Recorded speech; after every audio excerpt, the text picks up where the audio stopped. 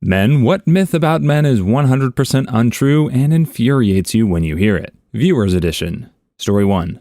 When my little half-sister was born, my mom had a heart issue and couldn't be released at the same time. My stepdad brought her home and, as usual, spent the whole week doing coke. My older brother and I took turns making bottles, changing diapers, and rocking her to sleep. I was 8 years old at the time, and my brother was 15. My brother ended up having a daughter of his own, his only child this far. I lived with him, his wife, and my niece from when she was born until she was about 5. I'd take her to the park or the YMCA, and I always got treated weird. One woman at the park went right up to my niece, this woman was a total stranger, and loudly asked if she knew that man over there and pointed right at me. I got up off the park bench I'd been lounging on and furiously strode over as my niece happily responded, "Yep, that's my uncle." That made me smile, and I asked the woman who she was and why she was talking to a kid that wasn't hers. She tried to talk down to me, and I gave her a piece of my mind, threw all her stuff right back in her face. She was this strange adult approaching kids at the park, and I thought she was trying to take my brother's only child. She looked to another woman she had come with for backup, and that woman bailed on her ignorant butt. What kind of abductor takes a kid to the park? At the Y, my niece got some light chemical burns on her bottom and sensitive areas because the swim instructor had poured some chlorine solution along the grates at the edge of the pool where the kids sat before class right before they sat down. My nieces slid off into the water and the grip dimples on the grating aggravated her skin. She came up screaming. Both instructors were women and froze. Most of the moms there just watched. I quickly marched to the edge and hauled my niece out, getting drenched in the process. Got her to the family dressing room and had her get the suit off before hosing her down to get the chemicals off as much as I could. I learned that in the Boy Scouts years ago. Poor girl was screaming in pain the whole time, and it just tore me apart. She calmed down a little, so I stopped the water and had her wait, wrapped up in towels while I went back for her bag, which I'd forgotten in my haste. Got tons of dirty looks, and a woman by the door tried to tell me off. I snapped around with the bag and said, "Thanks for holding the door for me." That was sarcasm on my part. She barely had looked up from her phone. The YMCA staff called the cops on me on the way out, and we were right next to a police station. Had to waste precious minutes explaining my previous first aid training, my relationship to my own niece that looks almost exactly like me, and why getting timely treatment was important. The cops cut us loose real fast. Took her home and asked what my brother and his wife wanted to do as my niece was still crying and saying she felt burning. They took her to the ER just to be safe. Story 2. The ones involving the myth that men don't feel emotion. I'd just like to say that if a man can't show emotion or doesn't cry at sad times, it's either because he was hurt deeply at a young age in the past, or he was told off many times because they were showing too much of it. Like me, as a man, I rarely let out my own tears. Even when my eyes feel like I want to cry, I suck it up and bottle it up for several years. I only do that because I cried too much as a kid, got criticized for how much I did, felt embarrassed, embarrassment turned into shamefulness, shamefulness turned into hurtfulness, hurtfulness turned into emotionless behavior because I was practically mentally scarred by my own actions that in the effort to better myself, my mind thought it necessary to bottle up 75% of all my emotions, and that affects a man's life way more than they might expect. For example, I've never been in love because I don't know what love feels like anymore, as I can't completely feel the emotion of love or the store in my body, like the whole butterflies in my stomach kind of thing. The only times I can cry anymore is if I feel the need to, and I gotta force it out. Even as a man, at family funerals I've been to over the years, I watch my family members grieve all around me, and I show none of what they feel, but that doesn't mean I don't feel it on the inside if I don't show it on the outside. When I am sad, I don't know how to show it. I don't have contact with anyone but my family when I want to speak to someone else to let out my emotions, who will listen and understand it with me, besides my own family who just questions why I feel like I do. I don't want to be questioned for my emotions or my behavior. I want to speak to someone who will listen without question, and I can't have that anymore. I even fear I might not have that ever. Edit. A couple of things have happened that might be worth writing out here for further explanation. I had a dream where I asked my high school crush out. I could feel my full emotions, like I was shy, but I was more surprised I was going through with it. Apparently, my dream self gave her a pretty flower as a gift, but she kindly rejected me and gave it back with a sorrowful expression written on her imaginative face. That made me think of two things. 1, I could have done this in the past if I wasn't so unemotional. 2, my brain is torturing me at this point, as I've fallen too far in my own lonely hole that I miss the chance to do something way more than I miss the signs of a possibility to change. I can't change, and if I tried, I'd feel nothing, and that makes me believe I'd get nowhere, so I don't even try. I know this, yet I won't do anything because I lack self-confidence because of what I've done to myself. I'm just an unintelligible wreck at this point. Story 3. I love my father unbelievably much. My parents are still together, but as much as I hate to admit it, my mom does not deserve my dad. She's a definite narcissist and picked my eldest brother as her golden child. Thus, I got beaten and abused day in and day out by him, and his lies of what happened when they weren't looking was a much easier pill to swallow than the real truth. And so my brother, sister, and I always got punished by her after having the living F beaten out of us by him. And all that was pretty dang extremely traumatic, since there was literally never ever any justice for us while we were young. By the way, eldest brother was about 16 when I was 5, and that was when I can remember all this beginning. In my older years, I still carry daily reminders of those horrible times, since he targeted me especially. I have poor hearing in my right ear. He boxed my ears often. I have poor vision out of my right eye as well. He very, very purposefully shot me in the eyeball with a strong airsoft gun. Thus my eye scarred and shed layers of skin, leaving me with impaired vision now. I used to have really great eyesight, and a lung that hurts from breathing often, from me getting stomped on as a kid. It really messed my psyche up, never having a safe place as a kid, since my dad is not home 5 days of every week for work, and my mom would never help or protect us as little children. Mother and eldest brother are indefinitely narcissistic. Mom is far less so than the brother. He is most likely a malignant narcissist, while she's at a lower level of it. But always sided with him and let us youngins suffer basically 24/5. When Dad was home, he and she both acted like little angels, so Dad never got to see the truth, and we kids were just conspiring against our eldest brother.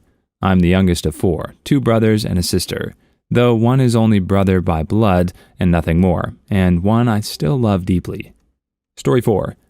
I am very tired of these terminally online women's takes that pass for feminism these days. Don't get me wrong, the misogynistic men are generally worse and, more importantly, statistically more dangerous, but it's also endlessly tiresome to watch people reinvent gender essentialism in the name of feminism, then take out their anger at people who look like me. It's just frustrating because it, A, generally doesn't actually achieve better outcomes for women, B, reinforces poopy gender norms for men, C, is wildly inconsistent with essentially all other feminist thought, D, gives feminists a bad name, and E, arguably gave rise to an entirely new flavor of transphobia and discrimination of erotic workers. All, and this is a bit reductive, but mostly true, because some deeply traumatized women back in the 80s decided the primary problem of modern society was with men's porn addictions. Then extrapolated wildly from there and decided to call their blatant conservative fear-mongering feminism. Well, as derided as they were at the time by other feminist and mainstream media alike for their assertions that penetrative stuff was inherently assault or that men were inherently predators, more than a few equally traumatized women picked up on it and haven't stopped crusading since. So many of their ideas haven't really left the public consciousness, nor feminist academia since. Most feminists don't believe the vast majority of this stuff, or at least are trying to unlearn it, because it's patently stupid. But the ones that are obnoxious about feminism sure do, and the internet amplifies their BS 1,000-fold. I really just want to move past this black mark in feminist history and actually tear down the patriarchy, as it were, but that feels so incredibly futile, even if your supposed allies are actively trying to rebuild it right in front of you. Story 5. I hate the stereotype that men can't dress nicely or care about their appearance, hair, hygiene, etc., unless they're gay. I grew up as the youngest of 4 siblings, as the only boy. My role models as a child were my sisters and my mom. My dad was at work most of the time, but he's even a very gentle person in his own right. I never grew up with people encouraging me to inherit traditionally masculine traits, and so I also don't act like your typical man. My dad ruined sports for me by getting way too upset over it when things didn't go his way, and he would make sure the whole house could hear his complaints. That means I spent a lot of time in my room trying to distract myself from the noise. I listened to a lot of music, played a lot of video games, and drew a lot with crayons and colored pencils. My mom used to be in choir as a kid, and when I was little, she'd sing to me and my siblings. It's part of the reason I sing so much these days. I'm artistic, sensitive, compassionate, empathetic, a bit of a nerd. I have no interest in sports. I'm well-dressed, and I get along with women better than I get along with men. I also happen to really love eating wussy. These days, I can confidently say I know who I am, and I'm sure as heck not going to let some stupid stereotypes tell me otherwise. Story 6. I remember reading an article about 10 years ago saying that men were no longer willing to help children in trouble out of fear of being branded perverts. In today's world, it still holds. Luckily, I haven't been in this situation, but I would really freak out inside of me if a child approached me, say because it's lost and wants to reunite with their parents. Then, trying to keep as calm as possible, I would probably find the closest police or security guard and just let them handle the situation. I'm a normal functioning adult, and I absolutely despise predators.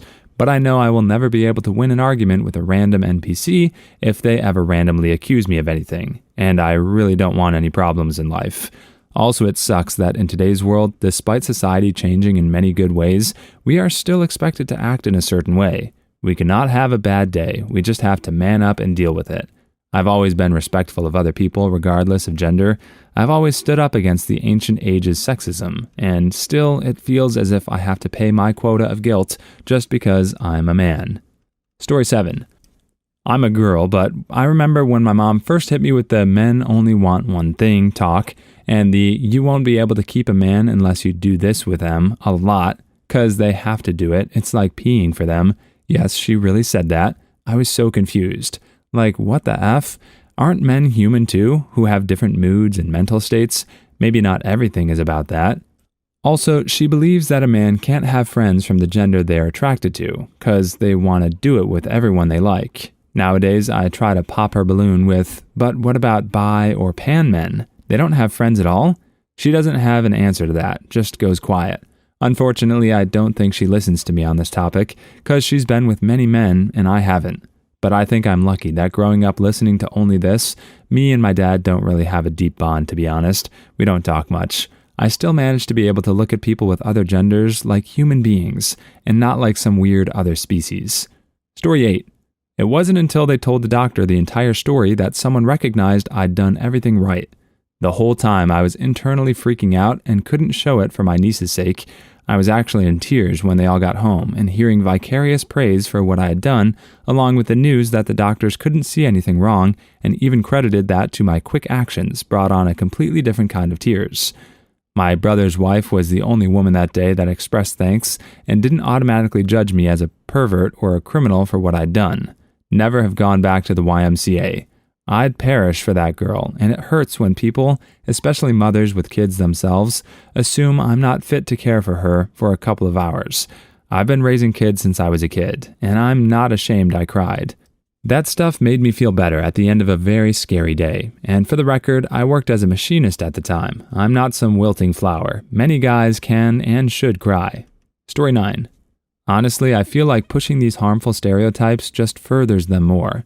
I am a family member who seems to believe most of these himself, despite him being a man. It's like he thinks he has to show less responsibility over being emotionally available just because men typically don't feel emotion. Even when he does feel sad by things, he just calls it an excuse for not working and works too hard anyway. Then he also perpetuates the all men are only interested in one thing stereotype by actually saying it all the time. All teenage boys think about girls all day, every day. And even that feminine clothing commercials shouldn't be public because it might make men feel things, which is so creepy. Somehow men are allowed to be creepy in our society because it's normal, and then men themselves don't think they actually have to fix their behavior. It's just a lazy cop-out to being a bad guy. It's okay to be awful if all men should act awful by default, right? Story 10. Never really understood why people would say men don't cry. I've only witnessed my stepdad and granddad cry a few times in my life, and it moved me. Never thought of them as weak, just thought never saw them cry before, they must really be hurting. First time I saw my stepdad cry was after his dog, bowel cancer, had to be euthanized. Dog just didn't recover after surgery and wouldn't eat or drink. I didn't know how to help, so I just made a cup of his favorite coffee, patted his shoulder, and handed him coffee. He later told me how much he appreciated that. My grandfather passed away towards the end when he was unwell in hospital. He told me it's hard getting older, stuff hurts, and your body stops working properly. I took his hand for a bit, and when he wept more, I hugged him without saying a word. I know sometimes when I hurt, that's all I want, just a warm hug. Story 11.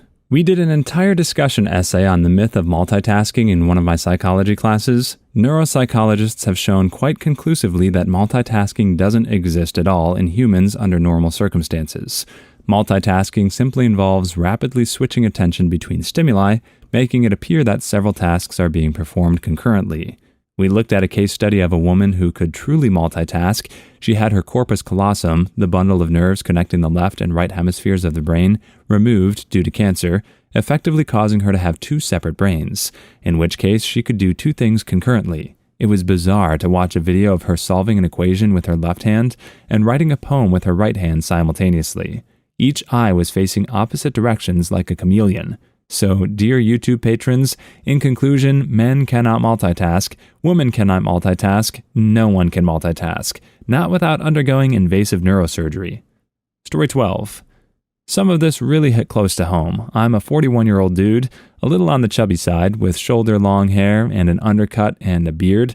I'm maintaining myself and my appearance and going to the gym. It's been a very long time since anyone, including my partner, has displayed active interest in me, even though I was assured I look good. My takeaway is, okay, cool. If no one apparently wants me, then this simplifies a lot of things. I might as well just stop hoping to change something I have no control over or a say in. It's wasted energy. Sometimes I feel very sad and bitter about this, but then I'm not the outgoing type who can chat up someone. Besides, cheating is also a big no-no, and I absolutely do not want to come across as the desperate and pathetic creep type. So this is my life now. Oh well. Story 13. Why does literally everyone think men can't raise children? Like, have you ever heard of a father? Men absolutely can raise children, and I can tell people who say otherwise firsthand why that's the case. You see, I've been living for a while now without my dad. He passed away so soon in my life, and only had several years with him. I was 11 at the time he passed. But in that time, and past that time, should he not have passed away, I wager I learned much from him. I was raised by his outlook on work, and his tenacity to not give in to difficulty. While my mom is a tremendous blessing in my life, I could never see her taking his place, not ever being able to raise me like he did for a short amount of time. Men, fathers can absolutely raise kids. They're as important to raising a child as the mother is. Story 14. Quite frankly, I think what most men want is a hug, and someone to just freaking listen for once. Personally, I've never really given a single solitary crap about what society expects of me as a man, although I am naturally somewhat stoic, but plenty of men don't think like that, and their mental health takes a beating because of it. Yeah, frick that. In the unlikely event that I do get married, like heck am I going to let my other half do everything? I'm a firm believer in the idea that a good relationship is based on communication and teamwork. Yeah, cheating goes in the same way as the above. I just don't think I have it in me to hurt someone like that. If a relationship isn't working, don't stick around and stew or go out and cheat, just end it and move on. It's healthier for everyone in the long run. Story 15. Out of all of these, the two that bother me the most are the lacking emotion myth and the no-interest wedding myth. I have tons of wedding ideas I want to run by my fiancé-to-be and see what she thinks, and I intend on being extremely involved in the planning process. It's our day. When else do we have an excuse to throw a completely ludicrously over-the-top party to celebrate me and my loved one? The lack of emotion genuinely makes me tremble in anger when I hear people unironically talk about it. How can you believe half of the human race simply doesn't experience emotion? For some women, the belief is that the feelings are either primitive or simplified, or some variation of being different, and then others genuinely believe men have no emotion, and it frankly sickens me and ticks me off. Story 16. I'm a big, bearded, scary-looking dude, and I love kids. No joke, most of the time if we go over to a friend's place and they have kids, I'm the weirdo on the floor playing Legos with them. When I'm in public, I see kids looking at me, and I don't want them to think I'm bad or scary based on my looks, so I'll smile as big as I can at them. They usually smile and giggle, and it makes me so happy. But in the back of my mind, I'm usually so afraid of their moms catching me, because why is that creepy dude smiling at my kid? It's just something guys have to deal with, and heaven forbid you utter the phrase, I like kids. For some reason, when a guy says that, they think you mean intimately. Story 17. Generalizing a gender isn't necessarily the problem. The issue is when people use unfair generalizations. In order to have any meaningful conversation about a large group of people, it's unavoidable that you will have to use some generalizations. The generalizations that your mom has been using are clearly unfair generalizations. I mean, how can men be both stupid and manipulative at the same time? That statement doesn't exactly make women look any smarter than men. If women can be manipulated by stupid people, the issue is that women tend to be more attracted to the bad boy. I have seen women in my own family turn down a half dozen really great guys and go for the biggest butthole they can find. If they mention that they really like a guy, I instantly know he isn't a good man. Story 18. Listen up, men, kings, fellow males, whatever. Stoicism and bottling up are two different things. Stoicism is a positive male trait. Women should use it too, but in a different way, of course. But anyways, Stoicism isn't toxic. I define Stoicism as the control of emotions and not losing control, especially in public, to show control. But not approaching the problem is bottling up. A Stoic can still approach emotional problems, but instead of being stoic and facing the problem with control and discipline, we bottle up because we fear emotional conflict, because we start bottling up and it's downward spiral, which leads us to ultimately lose necessary discipline. Start controlling and stop bottling. Learn. Story 19. We aren't just dongs and wallets, as society wants us to be known, as we have feelings too, and even like affection, hugs, and dare I say a compliment. I never complimented myself personally, so I may be wrong, but I think it would be nice. We're humans. Sadly, our existence is not toxic, despite everyone trying to make it, including goddamn psychologists now even saying it. Want to know something shocking? You may want to sit for this. I'm a single father who has so far raised a great kid, and a real shocker, I never had a dad. Let's say the mother proves monsters wear human disguises as well. Story 20. You say that sexist ideas and statements cannot be true. In that case, they're false by definition, and it is impossible for me to give an example of a true sexist idea or statement. If it was true, it wouldn't be sexist. In other words, it can be disproven that something is sexist by proving that the idea or statement is true. So, for example, the statement, the majority of the world's male population has more facial hair than the majority of the world's female population, is not sexist because it can be proven to be true. If it couldn't be proven to be true, it might be sexist. Story 21. Generalizing isn't bad itself, it's how you generalize a group that can make it bad. For example, there is a difference in saying all black men have big peepees to all black men leave their wives and cheat. Or every woman likes the color pink to every woman is a gold digger. One is more harmful than the other. You're saying every person of X group is this, even if only 10% of that group is like that. Which is why generalizing is bad, depending on the context and what you're saying, and of course the impact it can have in the group being generalized. Story 22. One factor you also should consider is that most of us are brought up under separation, mostly voluntary, somewhat enforced by societal standards, see, girls are icky, which causes even more differentiated behavior than would have happened biologically, in turn creating a different way of communication. That is also visible from men complaining about not understanding women. It's not quite like speaking two different languages, but a lot like speaking very distinctive dialects. And I've genuinely been called up before to translate between German, Low Saxon, and German, Franconian, so yeah, things can get pretty harsh. Story 23. Men can't fake origamis when being intimate with their partner, or that because we finished, it was amazing or good. I've had this discussion with my wife a few times. There seems to be a general belief amongst women that just because a man finishes, it was good or amazing. They don't seem to realize that, just like women, the intensity and strength of the big O can vary. Also, while rare, men can and do fake origamis. On extremely rare occasions, I haven't been as into it as my wife, so I pretended to finish when she did. Story 24. All men are grossed out with menstruation. I was curious. One day when I was doing my girl with my hand, and hers started, we noticed when I pulled my hand out, and she was like, "Ew, sorry." And I was like, "No problem, I've been curious for a long time anyways," amongst other things, whether it tastes like blood or something else. And so I licked it to find out. She was grossed out and refused to kiss me for like 2 days. Story 25. Even though I suck with kids, I have lots of friends who love kids and are really good with them. And to be honest, after a whole eye green with the concept of if a male talks to a female, he wanted to ding-dong her. And so sometimes I start talking or being really kind to a girl, just to mess up with her and her friends and enjoy the drama they create while I keep playing Monster Hunter, studying, and enjoying my life. Story 26. Men don't want one thing, men want 4 things, and not necessarily in this order. Intimate stuff, food, respect, and gaming. Sometimes that's watching sports, and sometimes that's Fallout 4. Seriously, when Fallout 4 came out, Pornhub took a massive dive in web traffic. They even laughed and knew why. Men who get those 4 things are usually pretty happy. Men are, for the most part, simple creatures. Men will fork over just about everything they have for these 4 things. Story 27. I live as the only boy and the youngest in my family, and I constantly hear them saying how all men want is one thing, how they're stupid and manipulative, the normal stuff. My mom does this a lot more than my sisters, but to be fair, she did leave my abusive father, and she was in another toxic relationship after. But there's honestly no excuse to generalize an entire gender because of 2 relationships gone wrong. Story 28. Men can't have style unless they're not straight. I worked 10 years in a shoe store, and I learned what shoes went with what.